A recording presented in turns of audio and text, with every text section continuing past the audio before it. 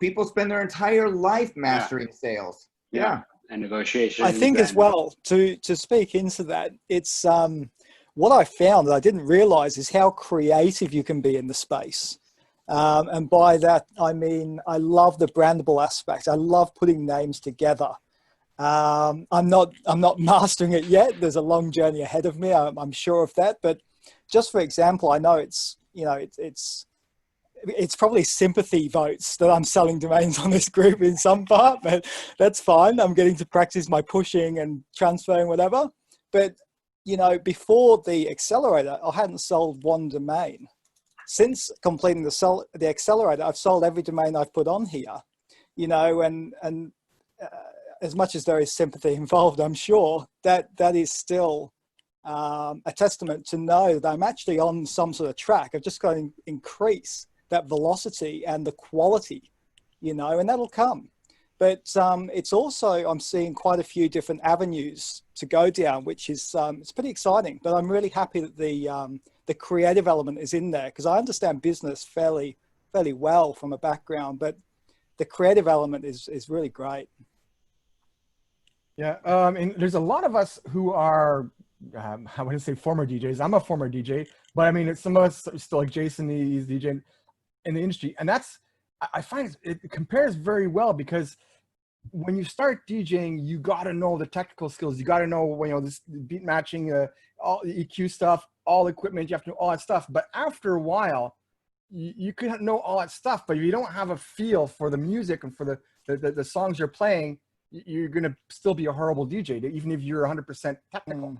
And that's the thing with domains, is that, I mean, I think for me, I've gotten used to it, because I've going through lists every day for the lists.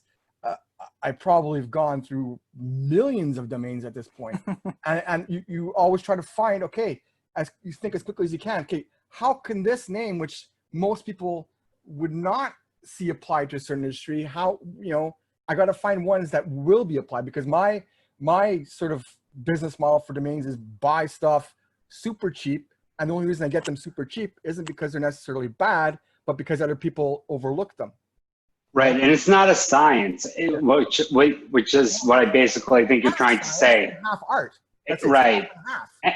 And it's half continuing to educate yourself and being immersive in the industry and learning and like listening to like Josh's podcast, like being aware of what's selling, what trends are happening.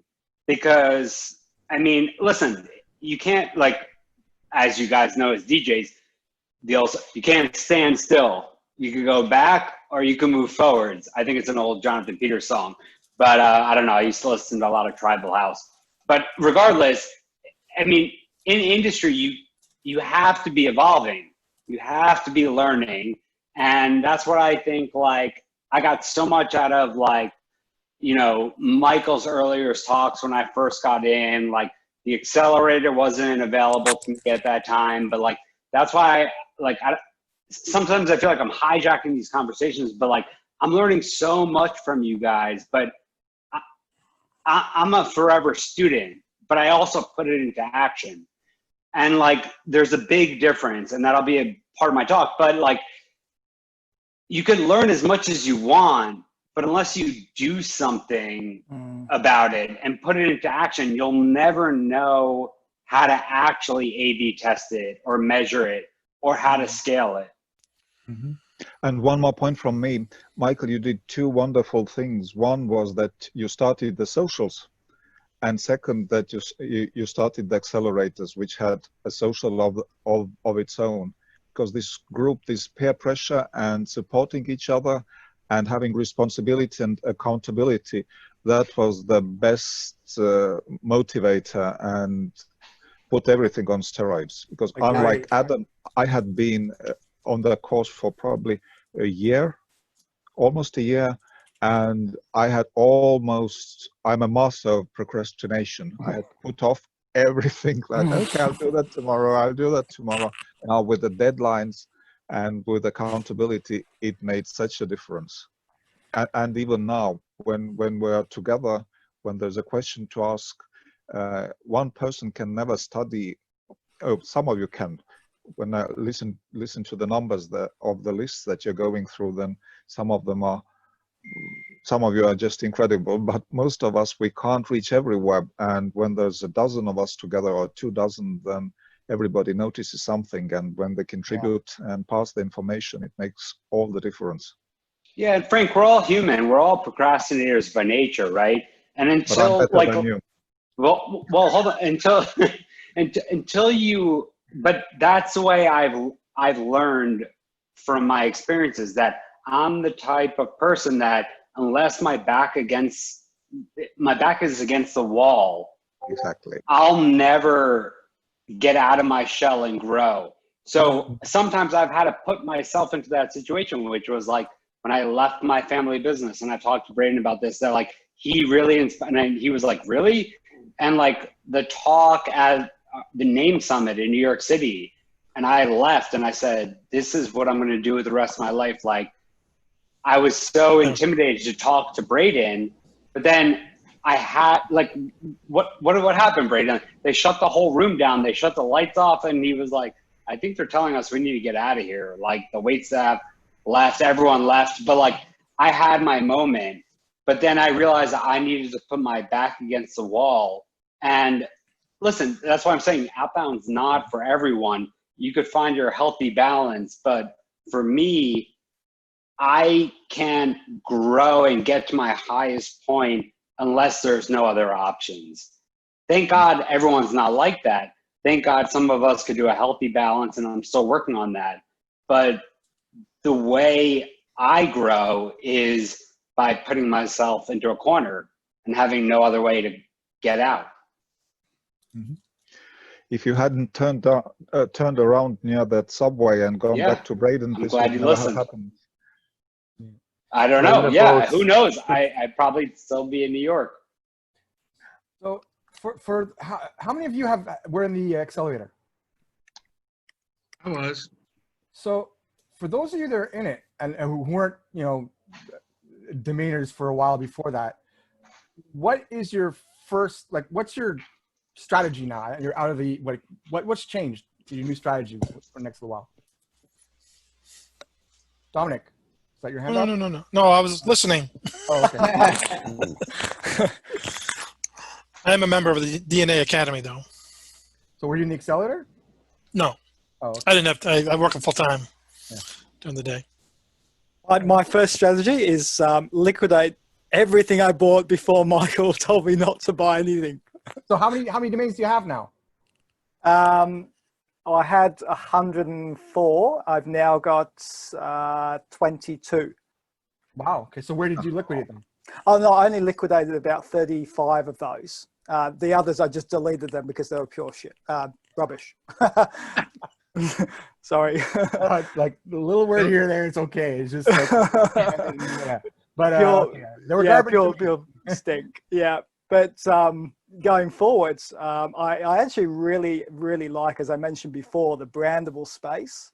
And look, I'm needing to move volume. I'm not going for the big hitting stuff because that's out of my depth right now.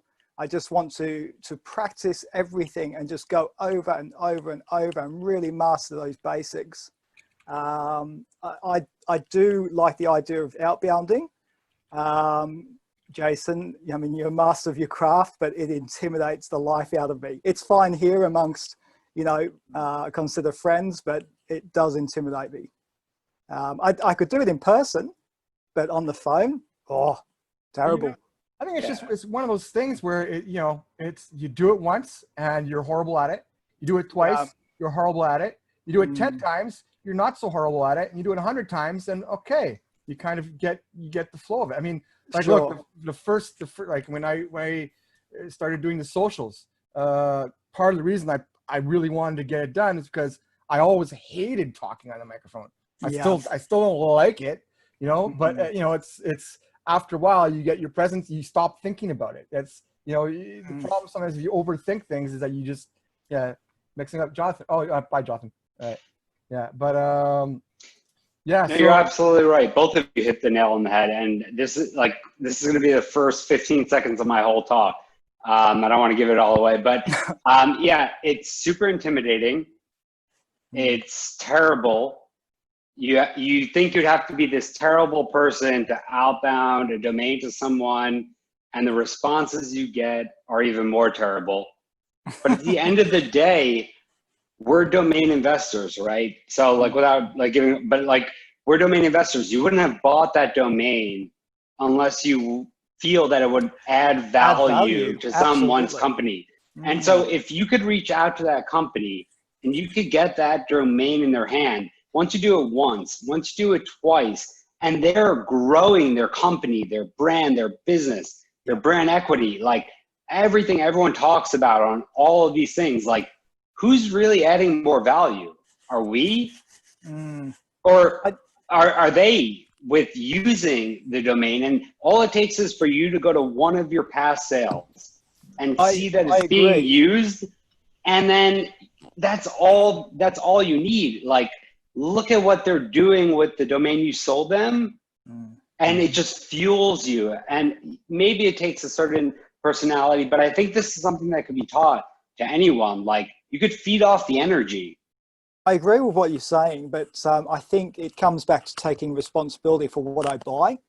And until I've mastered and got the confidence, well, master is probably the wrong word. It's a long, long way to mastery. But once I feel confident in the brand proposition, what I can offer that person, that I know I'm buying quality domains, not just trying to get money, you know, that's important for me. The integrity has to be there.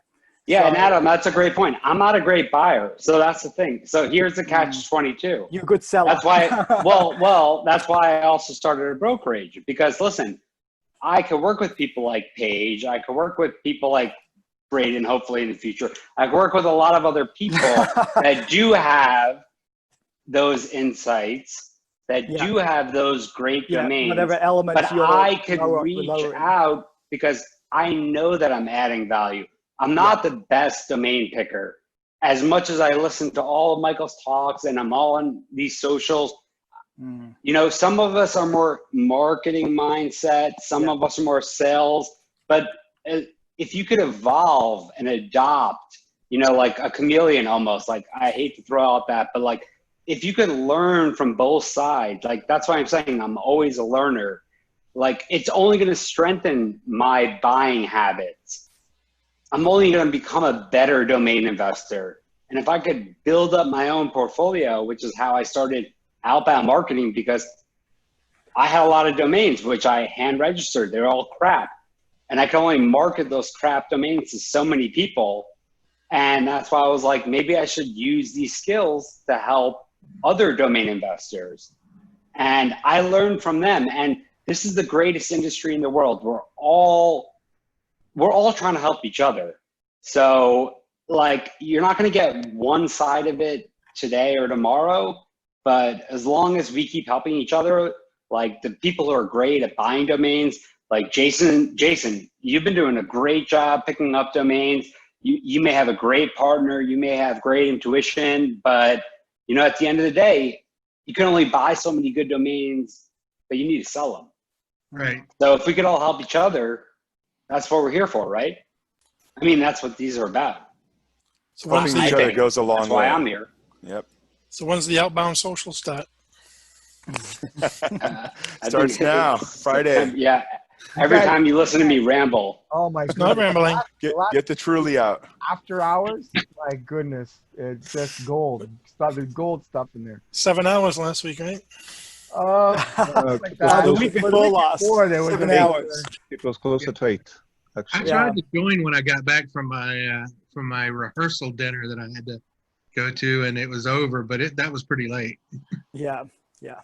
Either it was over or nobody was watching the waiting room. I'm not Well, sure. 7 hours, Here in 5 London, minutes. it was 4 in the morning. Jason, did you get in trouble again last week for staying up too late on the call? I remember you were sitting at the doghouse. I get in trouble every day.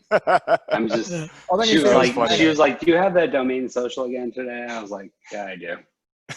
I'll try not to run too late. She fell asleep last week, right? I'm still married, so.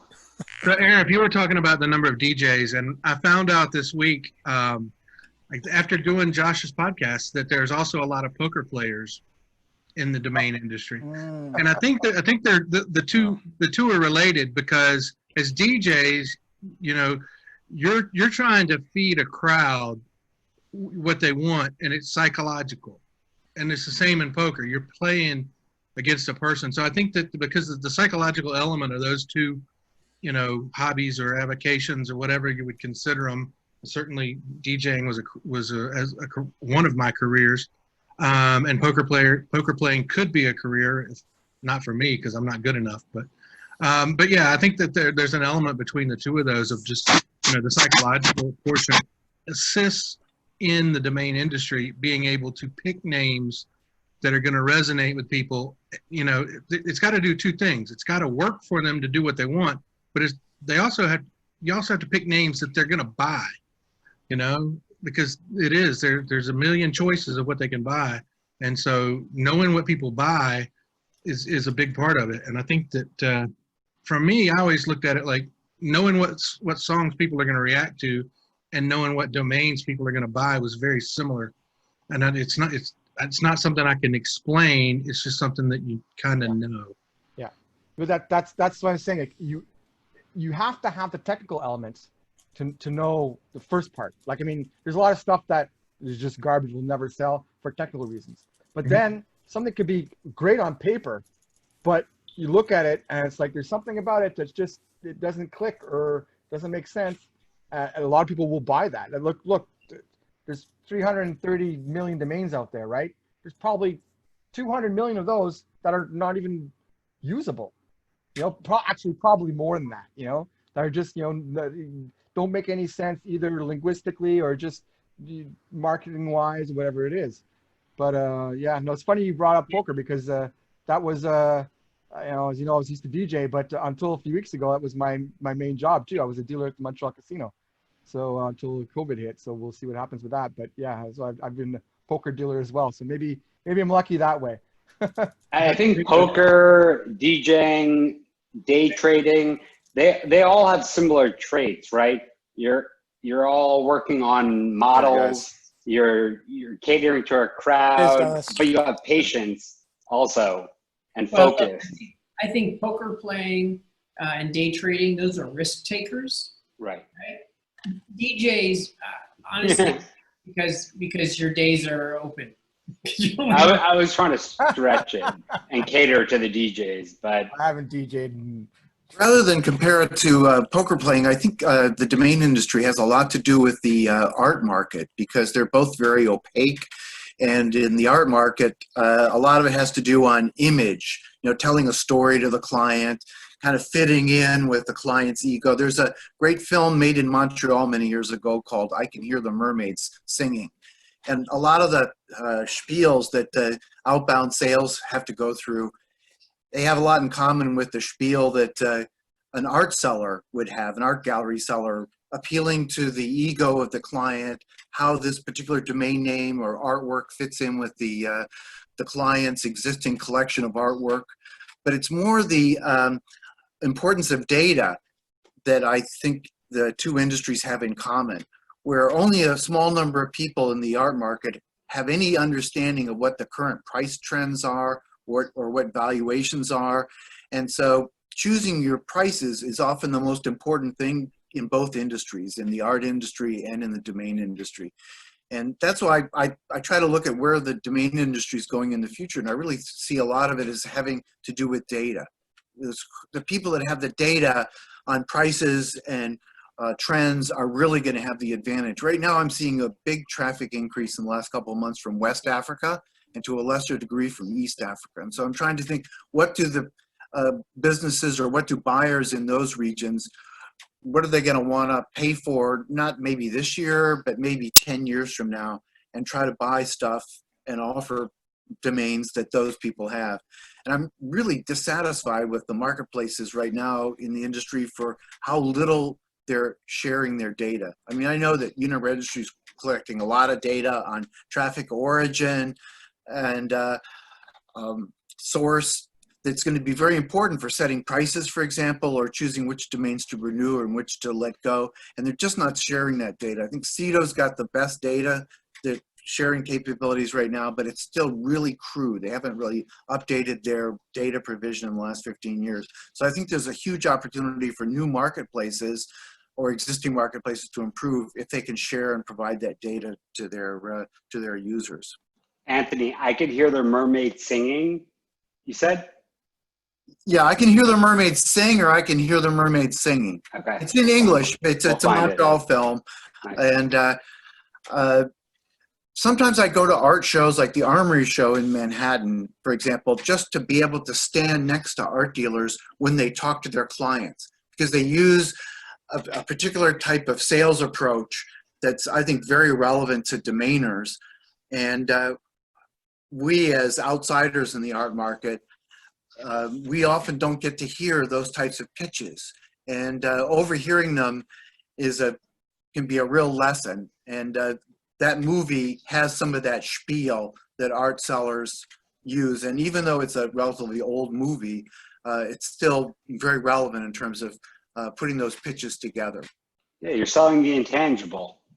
Yes, you're appealing to people's visions and their viewpoints of themselves, how they want to see themselves.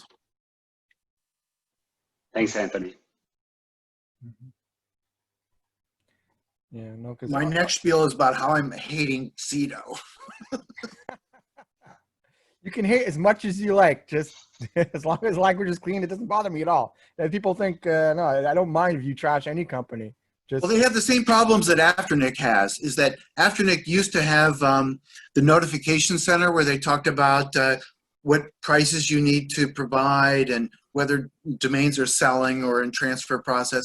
And they stopped using that. They just use the notification center as a spam box. And Cedo has the same problem. They stopped communicating with their customers. I had 2 sales recently that happened without my knowledge. And I didn't find out about them until I went to my email, and my email inbox is like a spam box because GoDaddy's been selling my email address or giving my email address away. And I'm emailing you. Yeah, so I can't wade through my email. I have to rely on signing into these sites every day, and if these sites don't communicate with me, I mean, I suggested to Cedo, because I can see them from my desk, that we try smoke signals, maybe interpretive dance, shouting at each other, some other way to communicate, because they're just not using my Cedo. And so I look at all these failures of these marketplaces and I just think someone's going to come along and clean these people's clocks. They're just inviting competition. And although I'd really like to go to FD, you know, I need landing pages that are in different languages, and I need data, and only Cedo has that data. And Anthony, isn't that our worst nightmare as domainers? It's hard enough to get our domains sold. Once they're sold, if the platform that they're sold on can't communicate that to you, oh yeah, I mean, how can we win?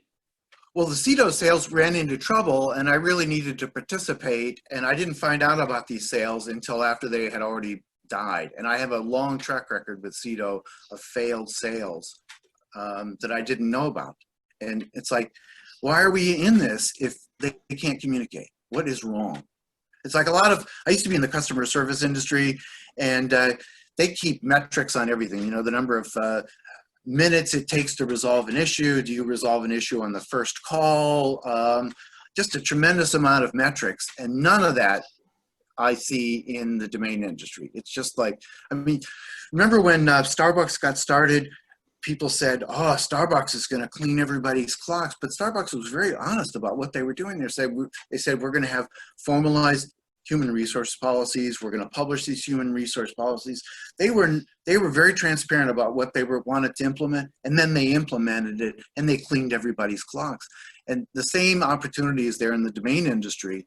And so whoever really has that vision, and I don't see that vision in FD. I mean, I see them making little baby steps, but there is just a whole big world out there. The way we're going to conduct this business in 10 years or 20 years is nothing like we're conducting it right now. And a lot of those players, like we talked about some of the domain sponsor, for example, earlier in the show, a lot of those players are not going to be around because they just missed the boat. They just They didn't want to be around. And so Amazon is like published in their 14 leadership principles, how they go about doing things. It's no secret that they're a metrics driven organization. And if they step in and start, or Google could do that, could step in and do a marketplace that provided data, provided landing pages in different languages, and actually communicated with buyers and sellers professionally, they could clean up. And I hope they do. No, I mean, the more competent sort of companies we deal with, the better it is for all of us. I mean, I look at GoDaddy, right? I mean, they're such a huge powerhouse, but I mean, there's nothing about that. There's so many things wrong with GoDaddy, right? Their platform, it's a disaster. But people think GoDaddy's going to reform, like they can put suggestions into GoDaddy and Afternic will be fixed. No, Afternic will never be fixed. I'm sorry. They aren't even aware of half their problems. That's the biggest problem, is that they're so big and they always try to patch things up, but they're patching one thing up. They don't realize that it affects another part of their platform. Yeah, but we forget they're not catering. Their business is no longer catering to domainers. They're so big. They've had Super Bowl commercials. They're swallowing up companies. Their business is, I mean, they'll always say they're catering to us, but like their business model has grown so large that, I mean, they just keep swallowing companies that they're like, when you watch their commercials on YouTube or you see like, we could be a full platform service. They're trying to cater, and they're rightfully so, to the small business user that doesn't have a website. They don't have a domain. Buy your domain, hand register it through us, and then we could get you up and running within 90 minutes. And it's a great business model. It's just not for us. Politically, I really like GoDaddy because they're bringing in a lot of new people into the industry and they're really helping small businesses versus the behemoths. But they're like the MySpace of their time. You know, and I should say all my domains are with GoDaddy, by the way. So I've sold more to GoDaddy than anybody, you know, to anybody else. So it's like, I love them and I hate them, but for crying out loud, the industry really needs to move forward. Yeah, that's.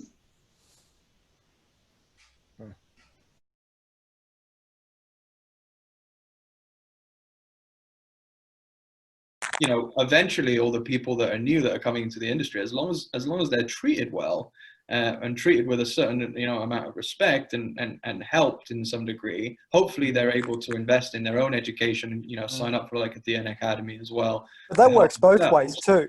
You know, it's about them wanting to do that. You know, if you're going to come into this industry as a newcomer, and initially, I'll be honest, it's quite intimidating.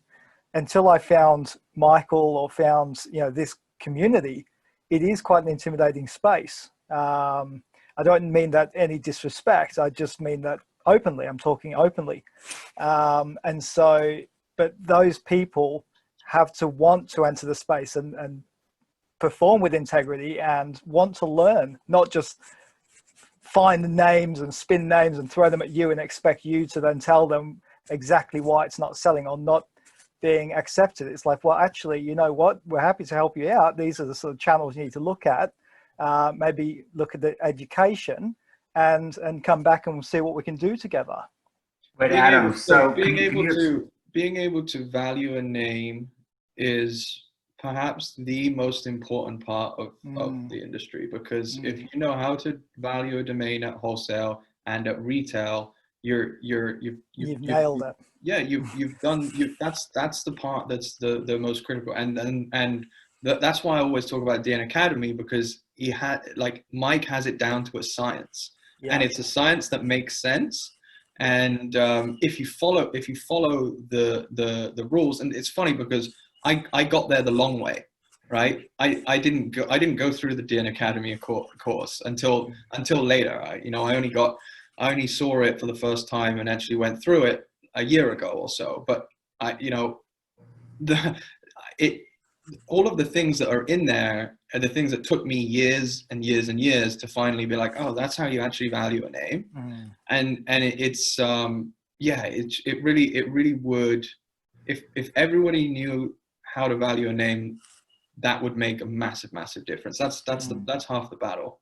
Yeah, and some of us are still learning, Adam. But I think what you touched on is even more high level. Like a lot, like Frank mentioned my story earlier with Brayton, like, and I felt super intimidated. But what this is almost 5 years later. What made you feel intimidated by our industry so that us could better cater to people who are coming in? Like what was it that you felt was intimidating? In all honesty, it wasn't the people per se. It's the it's the back end of the domain itself, or let's say listing or net, moving a domain around, or finding your way around the domain sort of network, if you will. I can't say the people because I didn't have a lot of interaction at that point in time. But I think Anthony referenced something earlier about, I reached out to CEDO or reached out to different companies saying, hey, can I get some support with moving this around? I heard nothing back. So, a lot of the time that was sort of intimidating because I'd come from a background where I was working with Amazon and it was just immediate feedback. It's really easy and quite slick in many of the operations at the back end, whereas the domain space didn't feel as easy or slick. So it wasn't the people. But then when I started hearing people selling and how much they were selling for, that could be a little bit intimidating, but not because people were egocentric or anything like that. That's just my perception. But that can be quite intimidating, but that's just how I take it myself. You hear people $50,000 domain sales, $100,000 domain sales. Yeah, I know I'm brand new to the industry, but you're like, what are these people doing? How? And you look at the sales that is so well vetted by, the podcasts that we listen to, and they talk about this is an SEO name. This is why this one's selling. Now I have such clarity, or more clarity. And that is another level of the intimidation broken down. And it helps me understand why an SEO name sells that I didn't realize is SEO name. So I go and buy a name that's similar and it's not selling. But that's because I didn't know anything. I didn't know it was an SEO domain, but thanks to the education, it's a huge step. So I can't honestly tell you it's the people. It was a whole cluster of different things that added to that intimidation, to be honest. So Adam, what I'm hearing you kind of say is that, that the industry's still in the shadows. Absolutely. Like there's not enough transparency. Well, you don't know how to approach it. Yeah, not transparency. Let's say, integrity, we put that word around there quite a bit, but it was more about the back end, sort of what do I do with this now? What happens if the reference numbers are wrong? Or how do I reach out to these different registrars and say, hey, can you help me out with this, and have no feedback? And I just felt lost in this pool of just. So it was overwhelming. It was just overwhelming. Yeah, 100%. But then I studied the course. Like any other industry, there's a learning curve, right? Mm-hmm. So if you were selling, I don't know, reptiles or dairy cows or something, like, I don't know where you buy them and sell them, and right, what's worth how much, and who, I don't know. But and domains are the same kind of thing. You got to learn what the rules are. I think it's because I'm used to physical products versus the digital asset. In this case, it was all sort of numbers and jargon. But you're absolutely right. Like anything else. Absolutely. Yeah, it's just a different form of that jargon, isn't it? Right. 100%. Every industry has its own jargon that you need to learn. Absolutely. You want to get on the poll tomorrow? That's scary. That's intimidating. You don't know what to do. You got to talk to your coworkers. See what the clients like. See what works. Anything. I'm taking it to an extreme, of course, because that's what I do. But the domain was that extreme for me. Domain industry is that extreme for most people. And you came from basically our stepmother's sister. You were already in the Amazon world. You were already as close as most people could be to take that leap into the domain industry. I didn't even know what a domain was until I started researching affiliate marketing. And then I learned that in order to really do that right, I needed to own my traffic. And that meant owning a domain name. And then what do I need to learn? Like you are already 5 steps ahead of what most people or the people I talk to every day even know what a domain is, or the value. Right. Well, it's funny. I had 17 products, but not one website, not one brand name, not one domain in 17 products, because it was all like a white label within Amazon, right? So I had no idea. It was only when I started looking at what can I invest in as a digital asset that I can run from anywhere in the world, that I don't have to deal with Chinese factories and Trump's tariffs and all this kind of, stuff. And that's how I came about this. But it was all through flippers on YouTube, and I just had to fight my way through that. And that's when I found Mike's YouTube videos, and that's what led me into this. So I'm grateful for that. We're grateful to have you. Yeah. Thank you, Jason. I think what path I took when I started. I mean, for me, it was, I don't know how, one point I joined Name Pros, but even then I never really felt, all that connected to the industry. There was, I started Name Cult, but I put my list and that's it, right? So there's not too much interaction with people. I think that the biggest connection I felt was actually with because of Mike, because of Domain Sherpa. It was always him, Shane, Frank, and Drew. And it was like, I have with Steamy, I have so many hundreds and hundreds and probably a couple thousand hours of just them saying the same things over and over again in my head. So it kind of did feel socialized at a certain point, but if I didn't have that, like even these socials, like it got me connected with so many people that I wasn't really connected with before. A few people I was, but in a limited way. But now it's like, right, I feel like I know everybody. Like, look, last Friday we were talking, I don't know, 7 hours, 8 hours. What was it, Frank? Yeah. It was, 7 hours 50. we lasted an hour. 7 hours 50 minutes. Jason left. That's how roughly 7 hours 50. Crazy. I can't believe you guys talk that long. That's also the beautiful And yes, thing. we do have lives. Mike, we all felt like with your podcast, and Josh with your podcast, like you guys are doing so much, and like every time we listen to your podcast, that's the beauty of podcasts. Like we feel like we know you before you even know any of us are listening. So then you take that next leap, right? So Adam, you take that next leap, you go to that conference, you meet Braden in person, you meet Mike in person, you meet Josh in person, you hear Jason Shepard, get up on stage or something because he's been on every podcast recently. But like you're talking to him on these socials and you're seeing these faces, and this is much further than like any of the podcasts I've ever been. You didn't see their faces before unless you're like tuned in, but you felt like you knew them because you heard them speak all the time. So it was so much easier to approach them, but they didn't even know who you were, but they were captivating us with their words and their knowledge. So then you go to these industry conventions and they're so receptive to everyone, because like I always like to say, the domain industry is the smallest industry in the entire world that caters to the entire world. But we have something that no one else has. Like we're so lucky that this is what's going on. Like Michael's putting out a course, Josh is putting out his podcast and pumping them out every day. That's not easy. No. Like, and people think like you're giving away industry secrets. You're not. You're just helping growing the industry.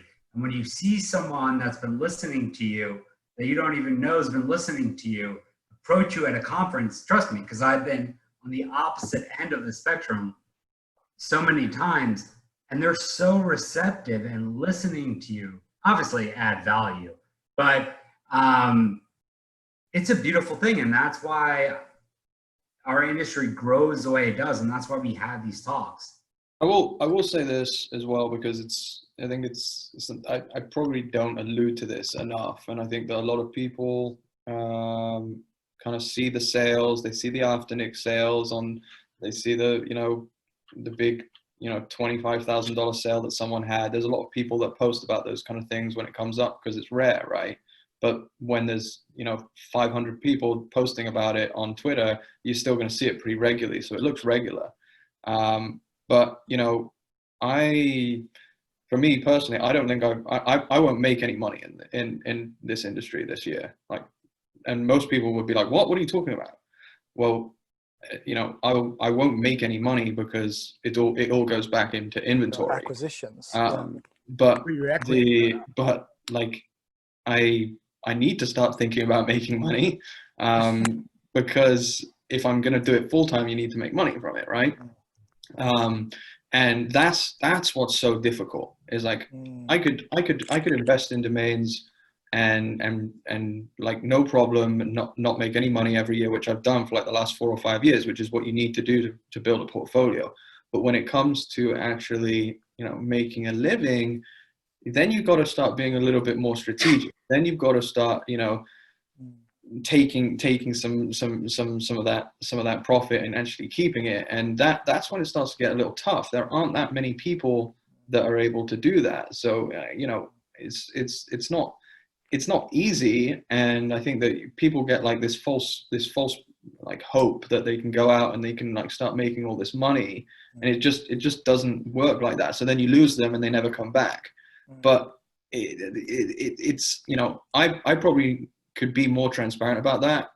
But I just don't really think about it. But in terms of like making real money, it's tough. It's very, very tough.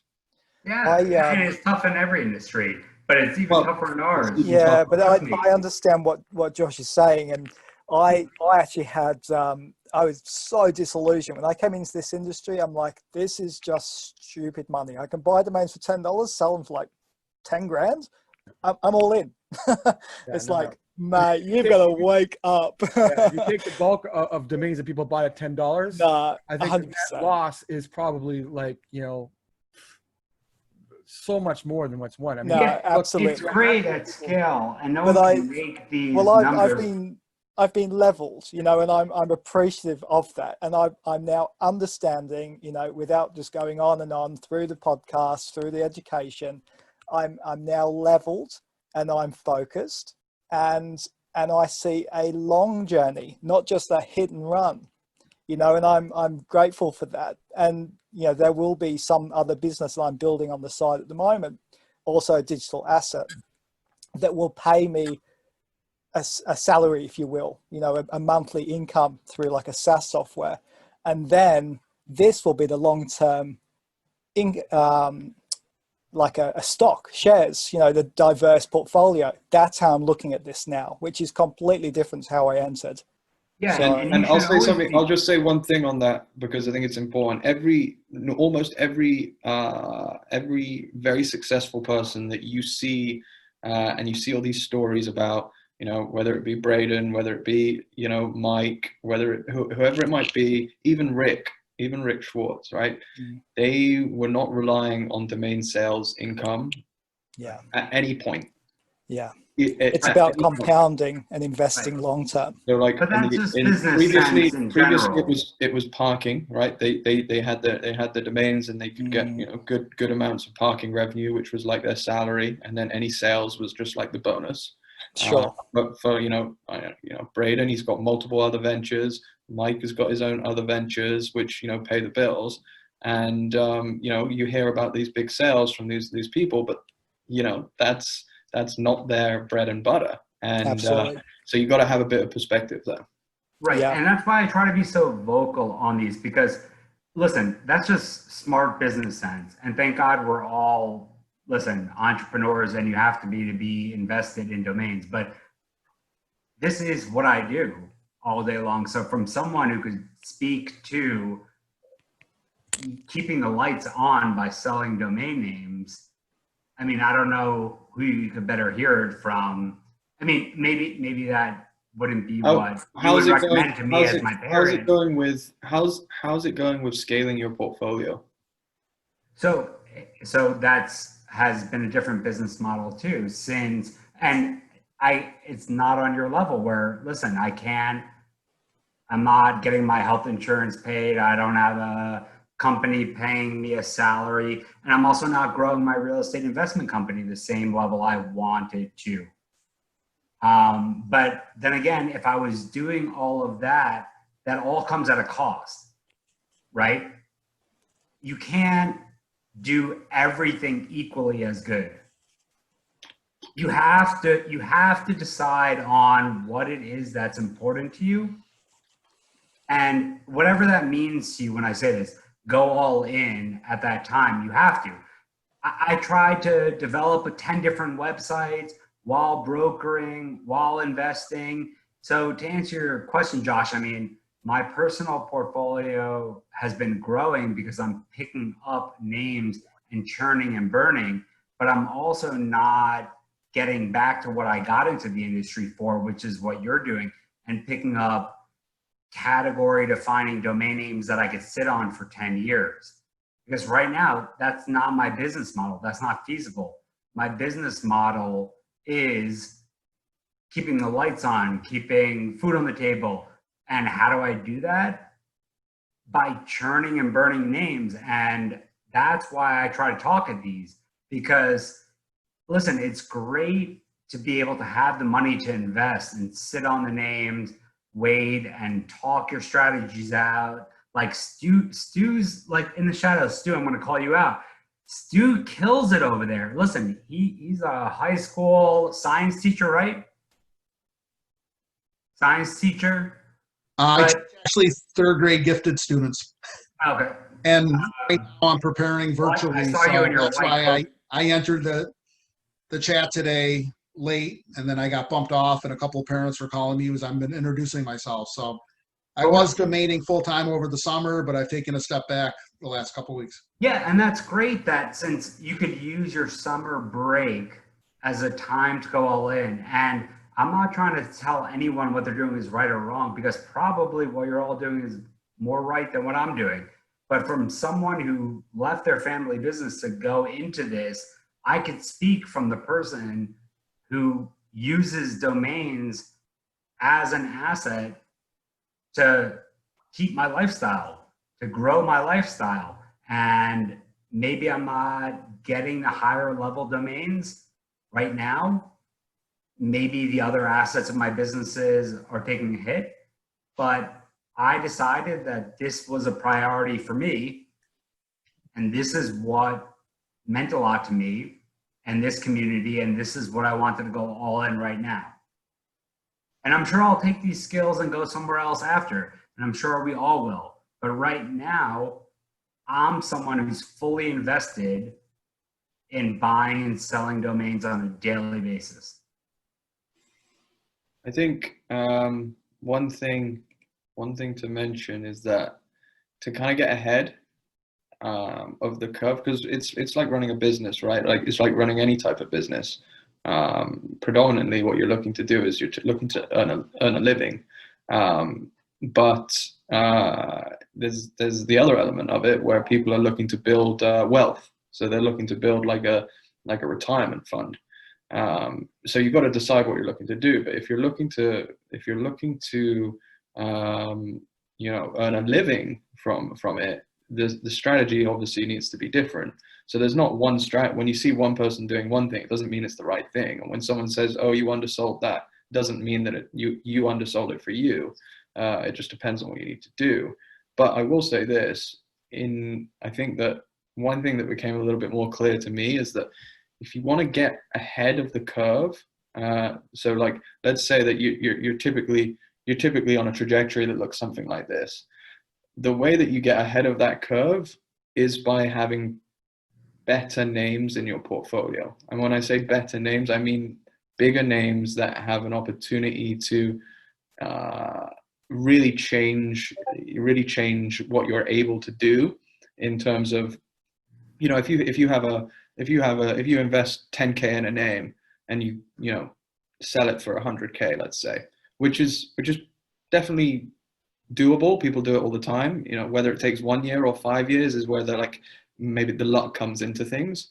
But when you do that and you hit like say you make the 90K in a year and you've got to worry about making your living, that then pays for your yearly expenses, and then the rest of the year, all those other sales, you're able to get ahead of that curve. So, but you can only do that with the right inventory. So if you constantly Josh, 100%. But also, I want to take a step back. If you constantly only buy the lower level names and you don't build up to reinvest in something better, it's typically gonna take you a longer period of time, in my opinion. This is just my opinion. Almost burn out. Josh, hold on, 100%. But what I'm saying to you is, I'm the 0.01%. I'm the person that's doing this all day, every day as a living, that left my job to do this. Everyone that is on this call either like is DJing part-time or working. I'm not doing anything else. I haven't touched. Okay, and you're also saying you're not profitable. Yeah. I'm okay, so profitable and I'm not doing anything else. I don't know where this conversation is going now. No, but I'm saying like I'm doing the same. I'm not profitable because I'm putting it back into, I'm making a bet that I'm putting names. But it's on different scales. I'm reinvesting back into what I could churn and burn for 5, 10, 15K a month. And I'm reinvesting in that because that's my business model right now. You're reinvesting in 15, 20, 30K names. And listen, I want to be where I'm not. I'm saying that all I'm saying is that you can, that if you want to get ahead of that curve, you need to have 1 or 2 of those type of names in your portfolio. 100%. And I couldn't agree more. And it only takes even luck or skill or determination or just, wearing it out to get to that point. But yeah, if you get one of those, but there are lottery tickets at that point. What I do every day, like you want to do an outbound, like, which is going to be part of my talk, you want to do an outbound sale, great. You sold a name. Can you do it 4 times tomorrow? Can you do it 5 times tomorrow? Can you repeat it over and over and over so that you could do that for the next couple of years and pay your bills and build a lifestyle on it? It's a different business model, but I'm always reinvesting into my domains, whether they're lower level or I'm plucking away in the auctions or trying to buy a name from a private investor. I'm always reinvesting back into what I know. Otherwise, I wouldn't sell this. Yeah. Yeah. I agree with you. Yeah, but everybody's model is a little bit different too. I mean, my model is very different from most, but it's working. Like, I mean, I'm making, I lost my job and I'm still slugging along and doing okay. But I've gotten to the point where I have volume, so it stabilizes my. Well, I mean, I guess volume is a relative thing. I have about 2,500, a little bit more than that now, domains, and actually closing in 3. But once you hit a certain volume, the consistency starts to kick in a little bit more. Like at the beginning, I was, 1 here, 1 there. I wasn't set up well, this and that. I was getting more organized and stuff like that. Like, I mean, I'm not selling tons and tons of domains, but I'm selling a couple of domains a month, and it's like almost like clockwork now. It's like, okay. And if like 5-6 weeks go by, I don't sell one, for sure the next week it's happening. And now it's starting to happen. But it takes a lot of time and energy to build up, and not to slack off in the quality of your names. Like, I mean, the thing about my model is that I don't have to be 100% right 100% of the time, right? So, I mean, I get a large volume, and even if I get 1% sell through, well, look, I'm taking a closeout, I'm selling it for $3,000, $4,000, $5,000. I've even sold $8,000 a domain that I got at closeout. But there's a lot of domains I'm not selling, but they don't all need to sell. I just, the way I buy is like, okay, these are all certain quality, and they're not too different. It's just that they all have a low probability of selling, but it's high enough with a high enough demand that I could put a price on it that makes sense for my entire portfolio. Like, look, I used to work in the casino, right? That was my job for 23 years. And that's the thing, is that on one side, if you have a small number of domains, you're the player. Okay, let's say the game is 50-50, okay? A real casino always wins. But let's just say you're playing a game where it's 50-50.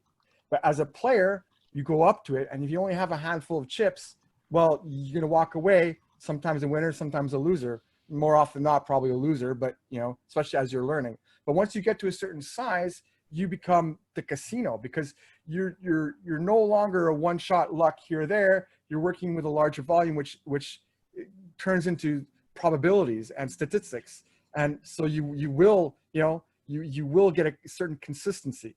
Now, as Josh says, you want to make sure that the quality of your names are there. You don't backslide for the sake of getting more volume, because that's what a lot of people do. I think they try to get more domains, and as they try to grow their portfolio, they go, okay, they compensate, they get this and that. They don't, they're not as rigorous with their purchasing type of thing.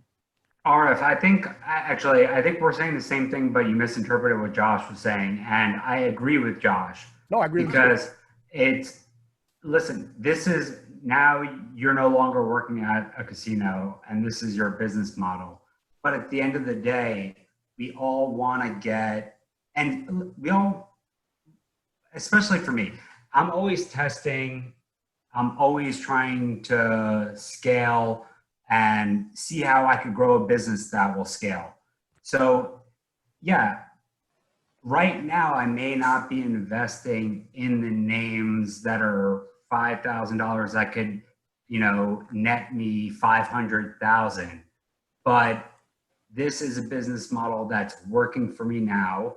It's paying the bills. It's affording me a lifestyle that I want, but it's also maybe growing my portfolio at a slower level of higher quality names than maybe also keeping my full-time job, or just putting that aside, even going all in, but doing things at a higher level where you're not churning and burning, you're not outbounding, but you get a $5,000 offer in, you sell it, you get 2 or 3 of those, and then you're reinvesting that $15K in a $10,000 name that is wholesale value because you run DNWE and is going to sell for at least 100K.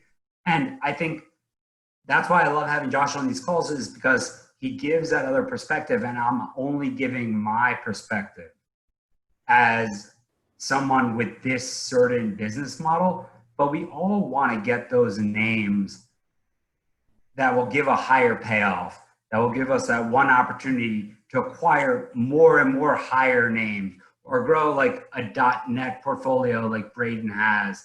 I mean, but you have to get to that point. And yeah, it does take a higher quality name to do that, or just a lot more volume. Yeah. Well, I mean, both are equal, right? I mean, if you're going I don't think they're equal. Scale up. No, I mean, you could scale by volume or by quality, right? Both, yeah, but I don't think they're equal, because listen, selling $100, I can tell you, selling $100 domain, selling $1,000 domain, or I couldn't tell you, selling a $10 million domain, takes the same amount of work. Jason, yeah, that's what I'm saying. Don't forget, you're the only person who's outbounding. So your model you're right. Your model is completely different. And what I'm saying, it works for me, but I'm trying to get to their model. So I'm saying I appreciate him saying this, and I think it's great to say it, and it's great to have it, but to get to that point, I mean, what are you going to do to get there? And I'm just talking from my personal experience. This is what I'm trying to do to get there. I put my back against the wall, wanted to go into the domain industry, and now this is what I'm doing to try to scale and grow my business so that I could be in that place one day, buy higher names. I think what you're doing is great. Like what we talked about last week with you're doing your own stuff now. I think what you're doing is perfect. What you're doing is great, but I'm saying other people couldn't duplicate what you're doing because they don't necessarily have the outbound abilities that you do. Maybe they could, but they just don't do it. You know what I mean? I think it's so important to have your own comfort level, because, I hear Josh talking about, always, trying to get the larger names, the better names. And honestly, I disagree with Jason a little bit. To sell a higher value name is a little more difficult. One of my biggest sale, I turned down $10,000. turning down $10,000, and it's like, oh no, you know. And then I was able to actually make 5 times on it. That was my big sale. But it's easier for me to say yes to a $2,000 offer and sell it and go on to something. And if I had the larger name, I'm just saying for a comfort level for me, and plus being in whatever particular financial situation that you happen to be in, you don't want to overextend. And I think that's very important. When people say, wow, you sold a name for that much. Yeah, well, my renewals are like, you know, that covered about 3 days of renewals. You know, so like take that into account. It's the airlines might get billions of dollars in revenue and they can still manage to lose money. You know, so you have to be at a comfort level. And honestly, you know, I think I'm okay selling, you know, $1,000 names, and it's great if I sell $2,000 or $3,000 names, but I'm consistently selling them. Yeah. And that feeds me. You know, I don't like a long time to go by without selling a name. If I had a month go by I didn't sell anything, I'd be like, what am I doing here? Yeah. I can't hold on for that long, and I don't want to even. I don't feel. It's probably a confidence thing, I suppose. I don't feel confident enough in my ability to pick 1 or 2 big names, you know, spend half my annual income on it, and think I'm going to hold this and sell it in 5 years for 10x. But you see, that's what I'm saying. Is if you take the math and you say you have $100,000, or maybe not that much. Say you have $20,000, right? And you want to start an industry. And yes, the math says and the probabilities say that your smartest investment is to spend $20,000 on 1 really good domain name. But the problem is what happens if you don't sell that name for 5 years, which is entirely possible and it's still very good. It's just that for the next 5 years, you have nothing, right? So if you have a larger volume, as I said, you get that consistency. You won't make as much money as that one-shot deal, but you'll start getting money and you'll start burning and churning. You'll start moving around. You start learning stuff, and it's not a bad way to go. I mean, if you didn't have to live off your domains and it was just a one-time thing, and you didn't want to put any time into it and wasn't something you're looking to do long-term, then fine. It's one thing you do. You buy 1 domain and you sit on it, and it is the smartest investment long-term.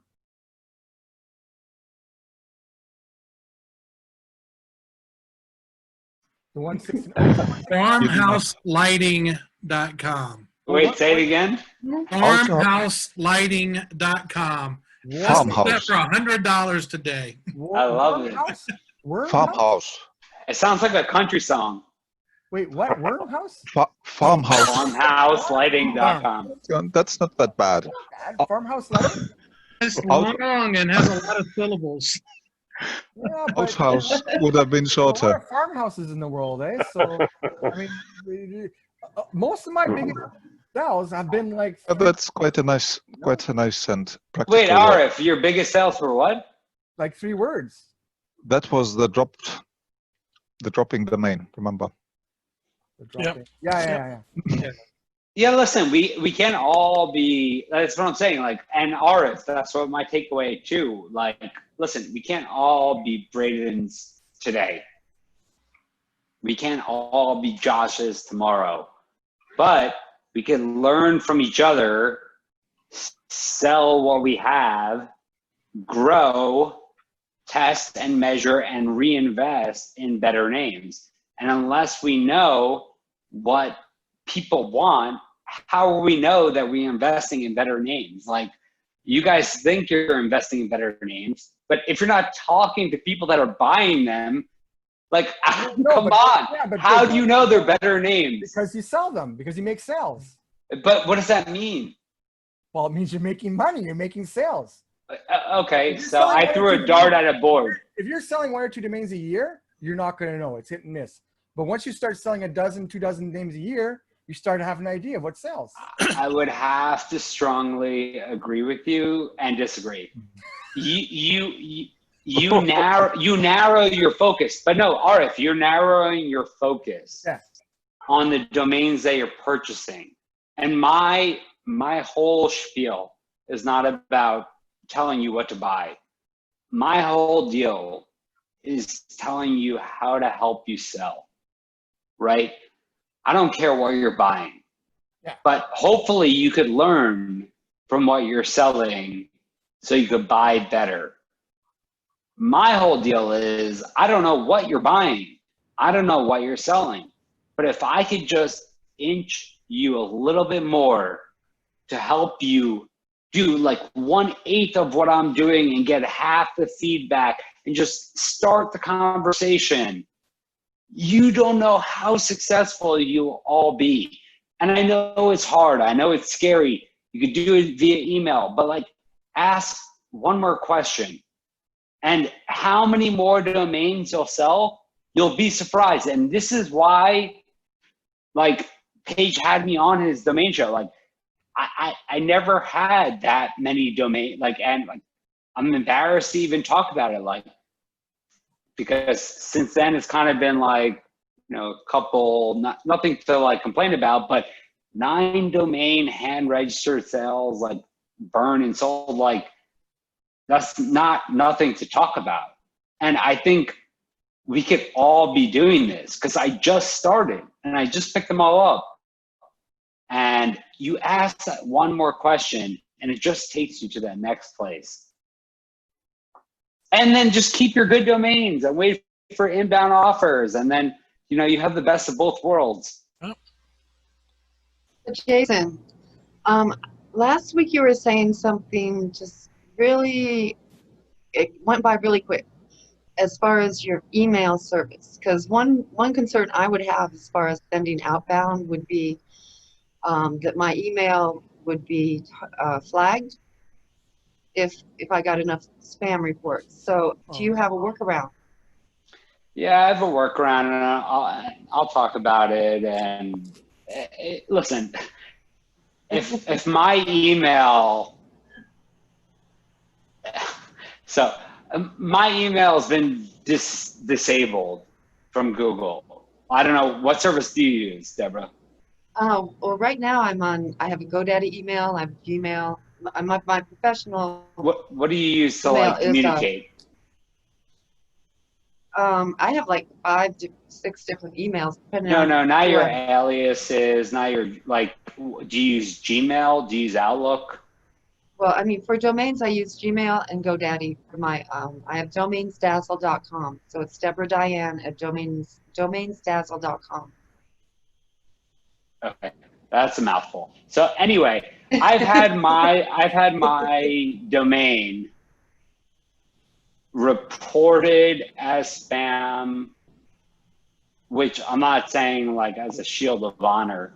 I'm saying it as a pain in the ass and being real because a lot of people think I don't talk all the truth, and I always try to do that. So deregistered twice in the last 3 weeks. Wow. But what does that mean? So that means I log on to my Google administrator account and reactivate my GoDaddy, not my Gmail email. And then I also tested and called their support, and there's no effect to my Google domain. There's no effect to my domain status. And I have a bunch of websites where I could check my domain rating.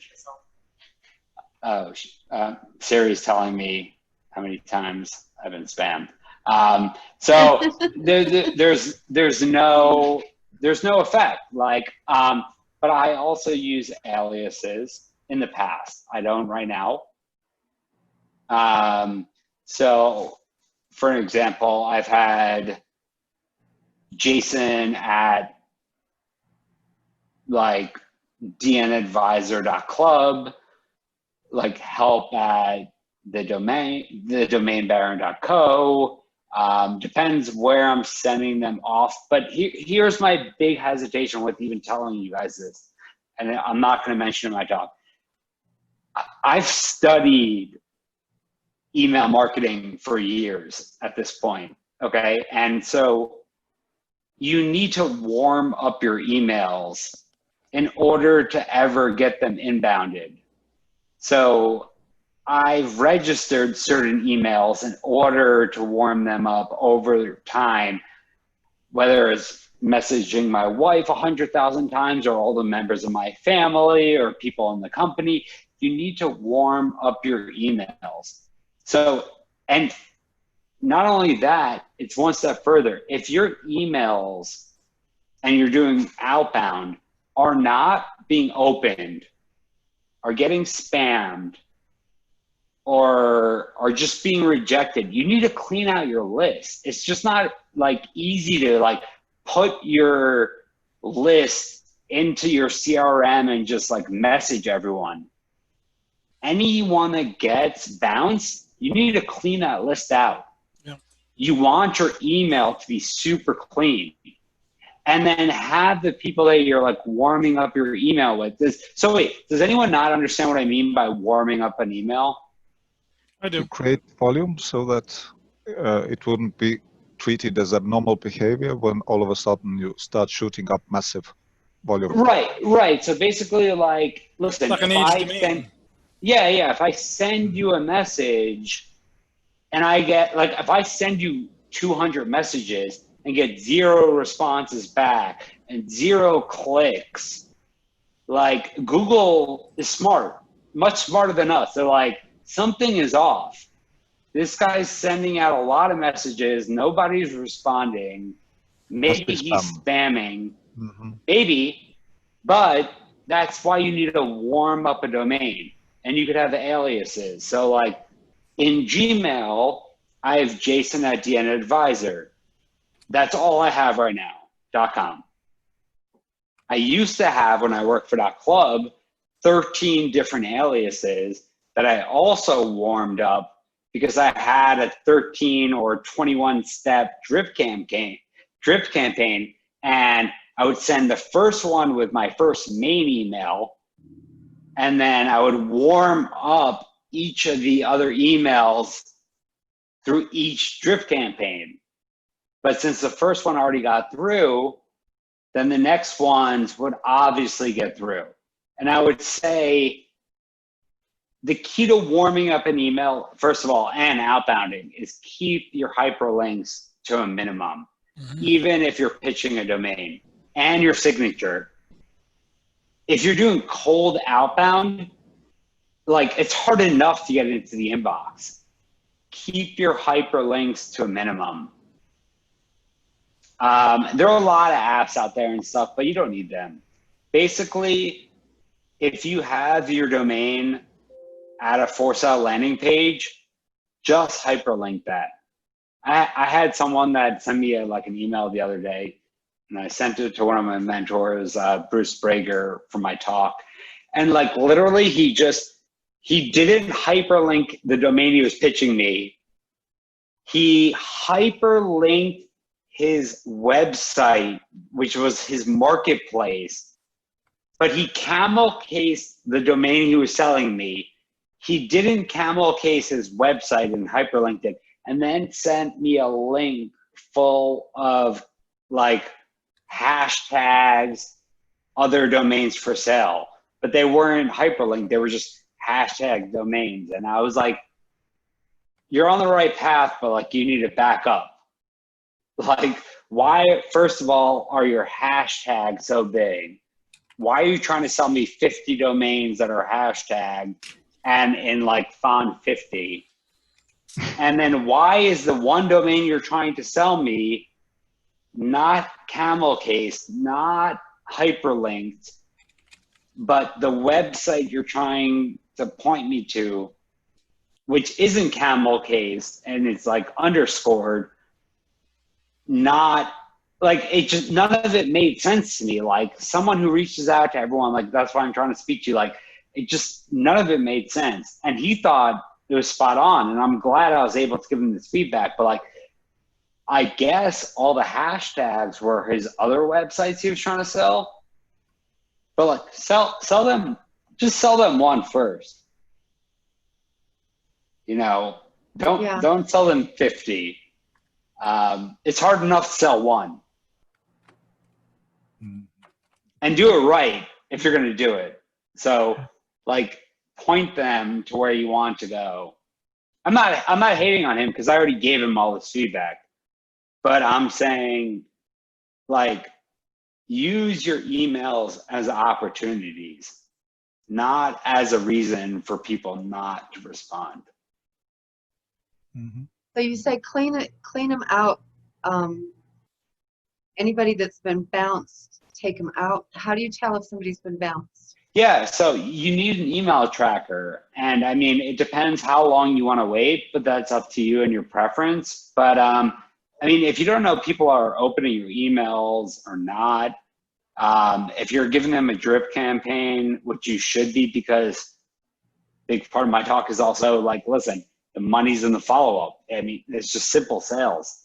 You can't expect to call someone once, email them once, and then to buy. Like most sales results happen after the 7th follow-up. It's just statistics. Like I'm not making this up. It's just look it up. But like if you send someone 7 emails and no one in that company has responded, so I'm sending out 200 emails for one domain, but after 7 emails, 10 people in that company I reached out to didn't respond, you should remove that whole company from your drip campaign because it's only hurting your, like the whole point is just engagement, right? Engagement. So like if it's getting bounced, if it's not getting responded to, then you need to remove them so it doesn't hurt your domain authority. And then just, I mean, if you don't want to get on the phone with them, don't get on the phone with them.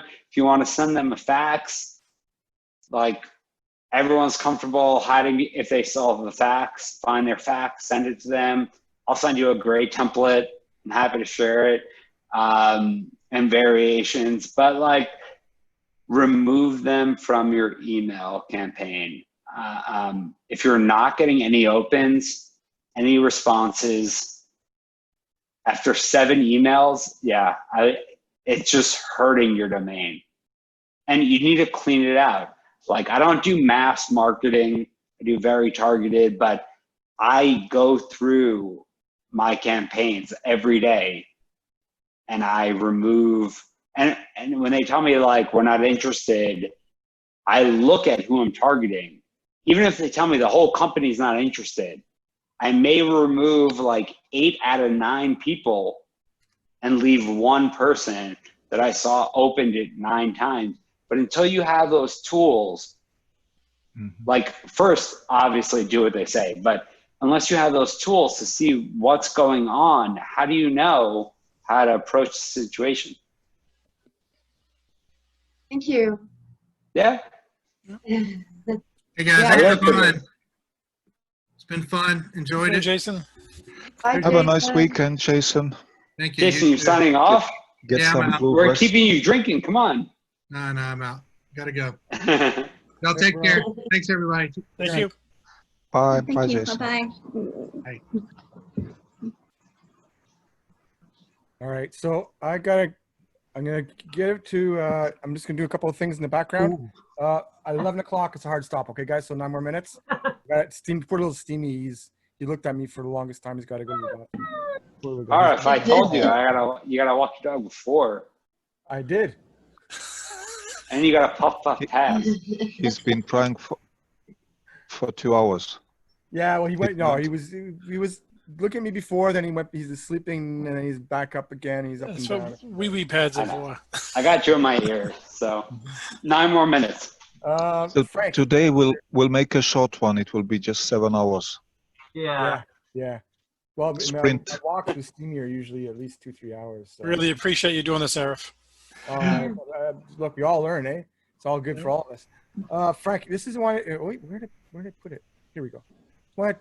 I won't get into it now, but I just want to see if it works so that we can maybe do a session at another point. Here, share screen. I just want to see if it works. So, can you see the spreadsheet? Yes. Yes. Okay. Now, do you see anything else, or just the spreadsheet? Just a spreadsheet. Well, Just a spreadsheet. yeah, just a spreadsheet. And you see my little icon going around? Yep. Yeah, we see that too. Now, if I change the sell-through rate to 2%, do you see that? Yes.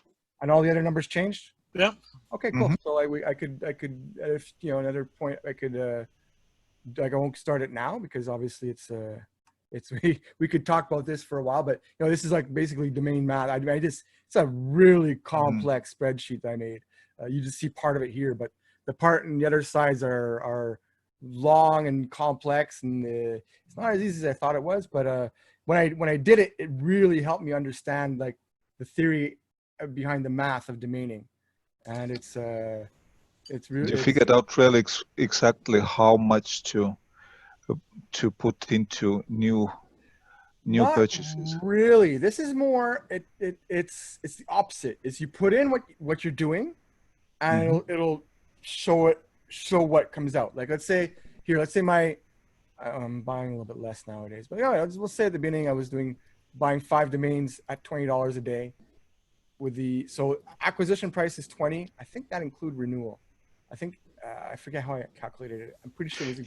Yeah. You put in 10 for. I think Michael did the same in his. So he'll probably learn from you. 10 into purchase. No. Who did it? Michael? Which Michael? Saiga, he put this new tool on his. Good evaluation tool. Oh, but this isn't an evaluation tool. This is No. It's the portfolio appreciation tool. Sort of. Oh, but this isn't. There's no. I probably could, but it doesn't consider inflation in there at all. It's basically it's just the pure theoretical math of domain. Like here, if you're buying 5 domains a day, on average cost of $20, and your average renewal is standard.com, and your sell-through rate is 2%, and the average sale of the 2% is at 2,500. Well, then you're gonna actually that's like really amazing. But your peak investment will only be 10,000. It'll be 9. Wow. And then after that, once you hit that, you swing back up and you go into profits almost right away. Like you'll be in profit even after 1 year. You'll be in profit, but that's not normal.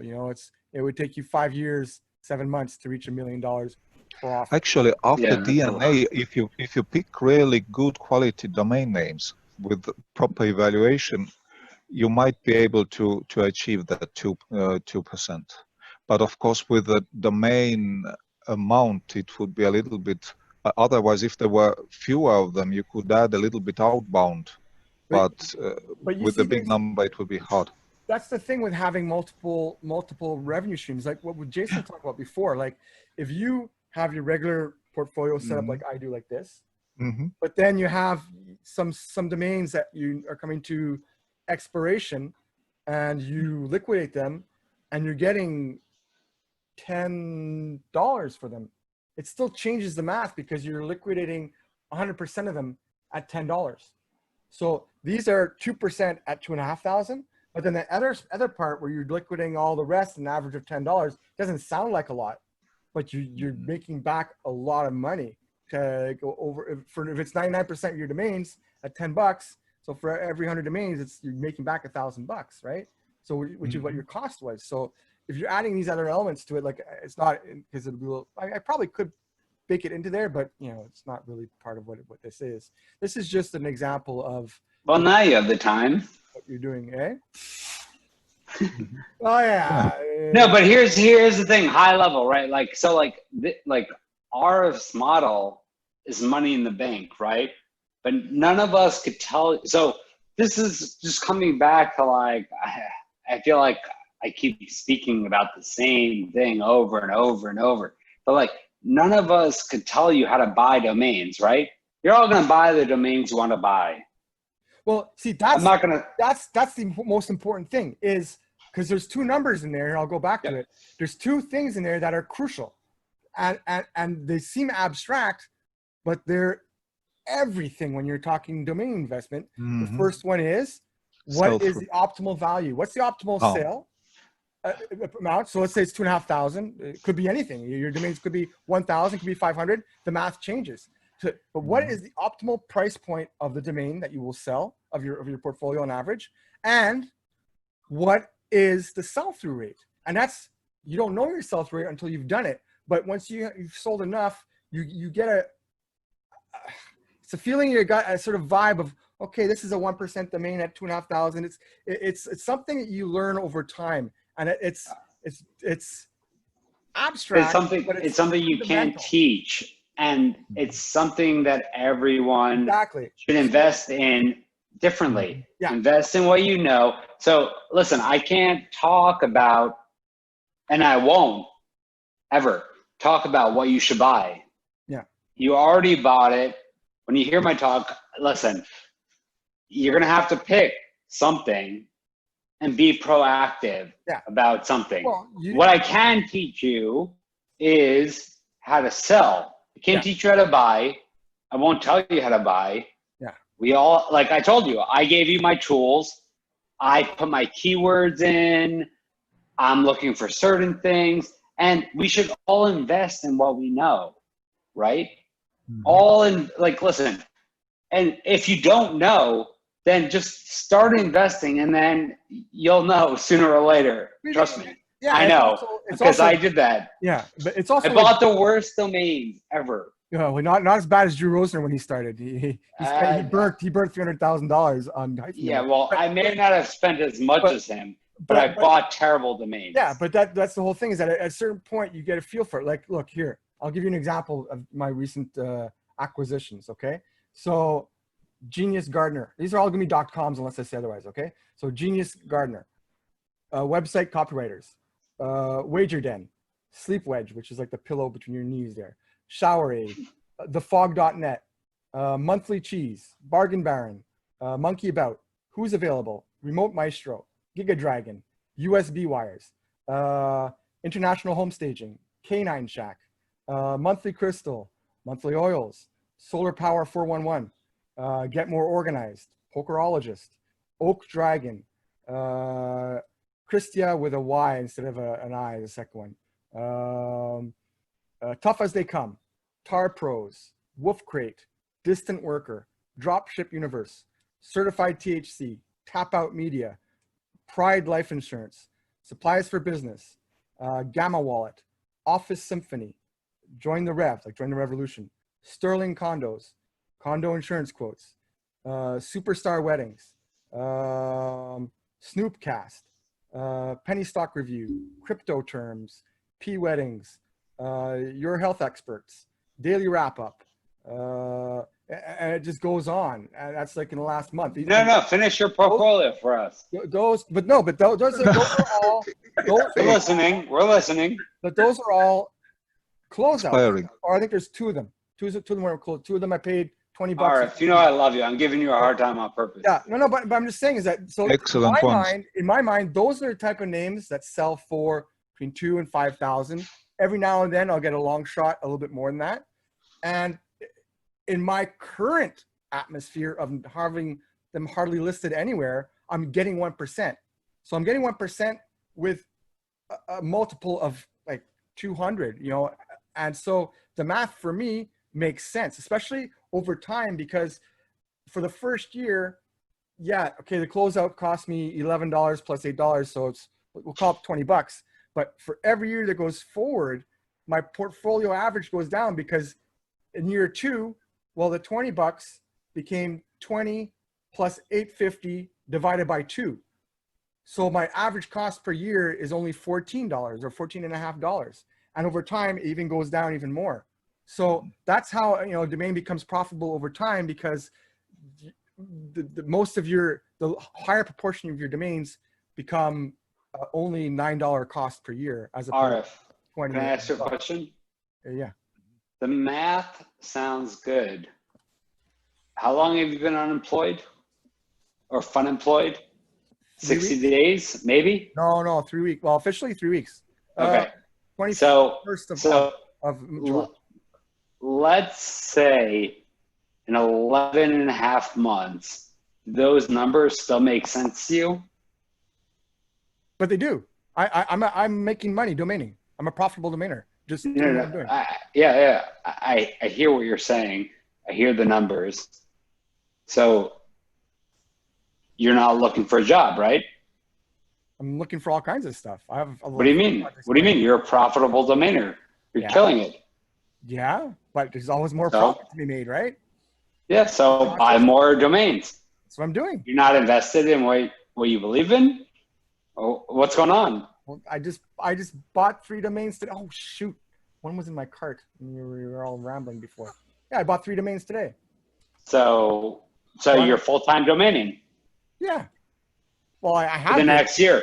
I have been already in terms of hours. Or for the last 3 weeks. Yeah, but I've been putting in almost full-time hours for the last couple of years. No, I mean, like, so this is what you're going to do for the next, like, 10 years of your life. Yeah. Almost definitely. Like, I might go back for a month and make sure I keep my insurance, and that's yeah. Get on the pole, work a couple hands. But my plan originally was to keep working until I hit my 25 years of work, would have been next September. So no, I'm not hating on you. I'm just saying, like, you're saying these numbers. I'm living my numbers. So no, these numbers were Frank was asking about the math. It's not necessarily what I'm doing. I was just showing a little bit what mine is like, but it wasn't for that. It was just to show the theoretical, because Frank was asking about the theory.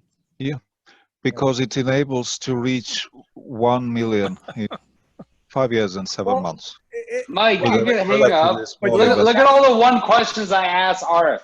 Every time I ask him one question, he goes on for 20 minutes. That's what I'm saying. You've got very tricky questions. Arif, I love you. 6 of it is Arif, I love you. But this is how easy it is. My whole point is engage. Like, you don't know what they want to say. Jason, you made that point 2 hours ago. Now I'm just answering the question. This is my whole point. I'm trying to reprove it every time I ask you a question. Can I ask a question? Everyone likes to talk. All right, I have a question. Hear what they say. I hope. Can you change the number on your spreadsheet and have your sell-through rate go to, say, 10% per year? Sell 10% of your portfolio per year at $2,500.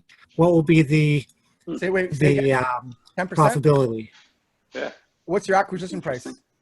Same. Don't change anything else. Just 10%. 5 domains a day. So you're buying 5 domains a day at $20 with a sell-through rate of 10%. 1 million in 2 years and 3 months. Nice. I like that. I like so that. basically, your first year you'll make 183,000 profit. Your second year will be 585. Third year, this is the annual revenue. This is now change the average.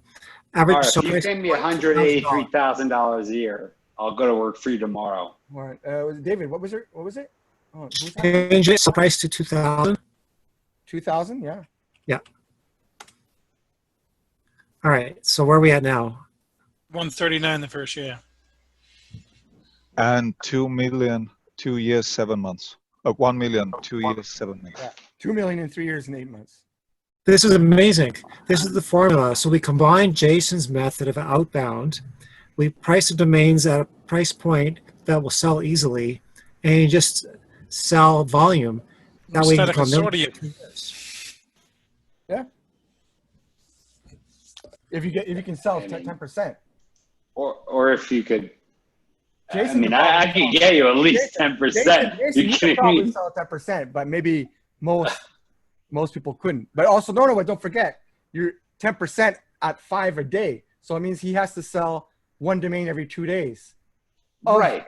No, that's not true. Sorry, no. 1 every 2. If you have 1,000 domains, you just have to sell 100 a year. Yeah, no, he's got to sell.